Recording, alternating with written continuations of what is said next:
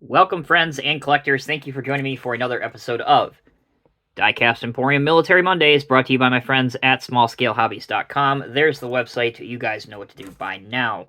In today's video, we're going to be taking a look at the 187 or HO scale Kniga kit, Kniga, kit number 5180. It is the M870A3 semi-trailer medium heavy equipment transporter, also known as MHET. This differs from the M1000 heavy equipment transporter in the fact that it has a 40-ton capacity or 50-ton capacity on roads. Kylan Cyber Trailers out of Gainesville, Texas is the company that makes the real trailer, and they sell them to a variety of different military and government agencies. The trailer itself is compatible with the U.S. Army's M1916 tractor series, the U.S. Marine Corps' M1960 LET, MK16 LVSR, and, as you see in this video, the MTVR tractor. Those are specific tractor units that are tailor-made to pull this kind of trailer. This trailer can haul pretty much anything in the U.S. military's arsenal, up to, of course, 40 tons comfortably, including the D-7G Dozer, the Stryker, the Bradley Infantry Fighting Vehicle, several forklifts, as well as several different other engineering equipment. Now, the kit is built in a loading configuration, as you can see. You do not get the MTVR tractor with the kit. That is a separate Trident kit model that you can buy from Small Scale Hobbies, but you do get the trailer as well as the gooseneck. Now, you can obviously build the kit so that the gooseneck is connected to the trailer, but for my purposes, for my display, I decided to have this trailer in a loading, offloading configuration. At the time of this video's publication, the set retails for $28.99, so just shy of $29, which isn't too terribly bad. Now, if you are not familiar with Kniga kits, these kits are very rough in terms of the molding. Some of the instructions can be somewhat confusing to beginners, but really the biggest issue is just the way that the parts arrive on the sprue and the way that you have to cut everything out. So, allow me to show you and elaborate a little bit what I mean. First off, we'll take a look at the instructional sheet.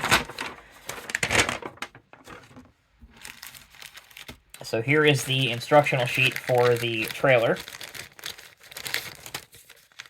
And it is two-sided. There's actually a lot of parts in this kit. So we start off here. Let me zoom out just a bit so you guys can see it.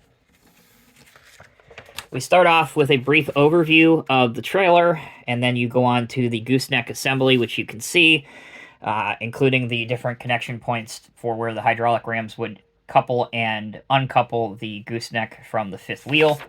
Then we move to the trailer assembly itself, as you can see, which again is pretty easy, to be honest with you. It's not too terribly difficult. Now, some pieces that I did not use in this kit include, I will show them,